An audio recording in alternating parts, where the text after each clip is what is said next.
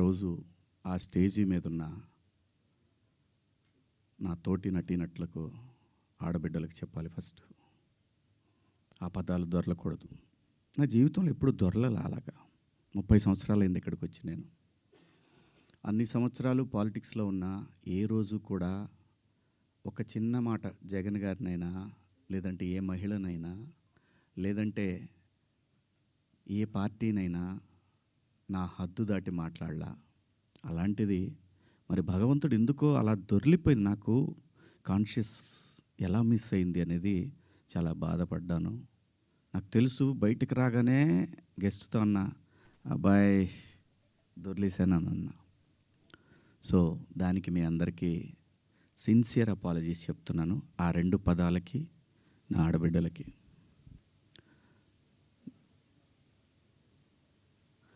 ఇక నేను ఇచ్చిన స్టేట్మెంట్కి మాత్రం కట్టుబడే ఉన్నాను. దాంట్లో ఎవరికి భయపడేదే లేదు. ఆ 2 పదాలు మాత్రం unparliamentary. From my soul I regret. అవి మాట్లాడటం తప్పు.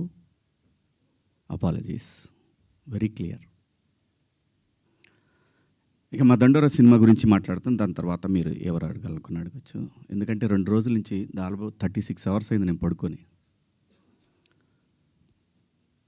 2 రోజుల నుంచి నేను ఈ ప్రమోషన్స్లో నేను పార్టిసిపేట్ చేయలేకపోయాను.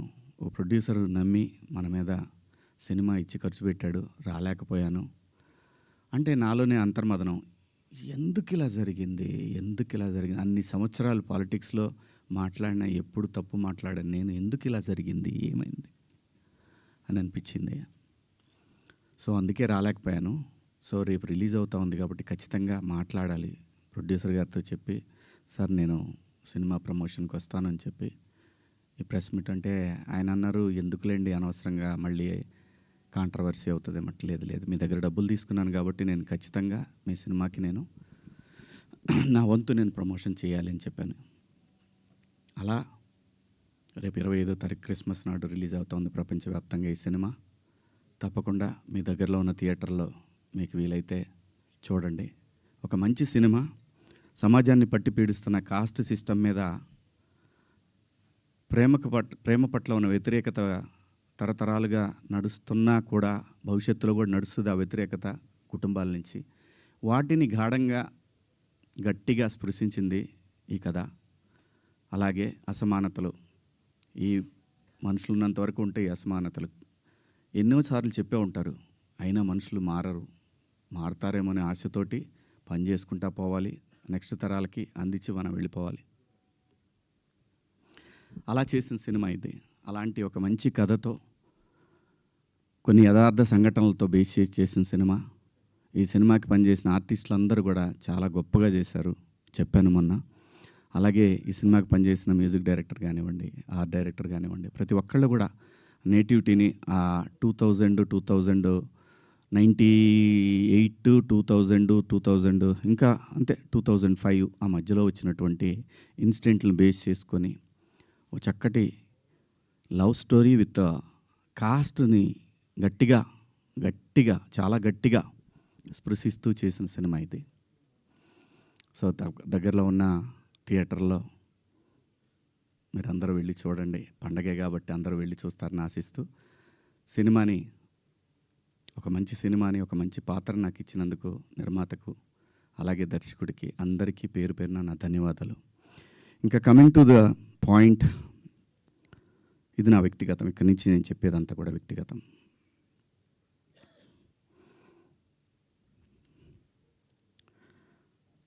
నాకన్నా ముందు చాలామంది గొప్ప గొప్ప జర్నలిస్టులు లైక్ గంగాధర్ శాస్త్రి గారు కానివ్వండి, తెలుగు జాతి మొత్తం వాళ్ళ మాటల్ని వింటూ సంస్కృతిని ముందుకు తీసుకెళ్లాలనే ఆరాటంతో పనిచేస్తున్నటువంటి చాగంటి కోటేశ్వరరావు గారు, అలాగే గరికపాటి గారి ప్రవచనాల్లో స్త్రీ పట్ల, స్త్రీకున్న ప్రాముఖ్యత, వీటన్నిటి గురించి వాళ్ళు మాట్లాడే సందర్భంలో చాలామంది చాలా మాట్లాడారు. మరీ ముఖ్యంగా సినిమా ఇండస్ట్రీ గురించి కూడా అలాంటివి చెయ్యొద్దు మీరు. అలా చేయటం వల్ల, అలా ఉండటం వల్ల, అలాంటి కట్టుబొట్టు వల్ల బయట సినిమాలో ఎలాగైనా చేసుకోండి మీరు. దానికి సెన్సార్ ఉంటది కాబట్టి మీరు పరిధులు దాటలేరు. బయటకొచ్చిన తర్వాత మీరు ఇబ్బందులకు గురవుతారనే విషయాన్ని పదే పదే ఎంతోమంది పెద్దవాళ్ళు, సంస్కృతి సంప్రదాయాల పట్ల అవగాహన ఉన్నవాళ్ళు జనరేషన్స్‌కి చెప్తూనే వచ్చారు. నేను అలా మాట్లాడటానికి ప్రధానమైన కారణం ఏంటంటే, లూలు మాల్‌లో నిధి అగర్వాల్ తను పడ్డ వేదన, తన కార్‌లోకొచ్చిన తర్వాత తను ఎంబ్రాసింగ్‌గా ఎలా ఫీల్ అయిందో, అది నా మైండ్‌లోంచి పోలేదు. వారం రోజులవుతున్నా నా మైండ్‌లోంచి పోలా. ఆ తర్వాత ఇమ్మీడియేట్‌గా సమంత గారి మీద. తెలుగు సినిమాలో నేను ఈ ఇండస్ట్రీకి వచ్చిన తర్వాత 90% ఆర్టిస్టులు, ఫీమేల్ ఆర్టిస్టులు ఎప్పుడు కూడా లైక్ రమ్యకృష్ణ గారు కానివ్వండి, జయసుధ గారు కానివ్వండి, విజయశాంతి గారు, వీళ్ళు కట్టుకున్న శారీస్ మీద, వీళ్ళు వేసుకున్న డ్రెస్సుల మీద షాపుల్లో అమ్మేసేవాళ్ళు అనమాట.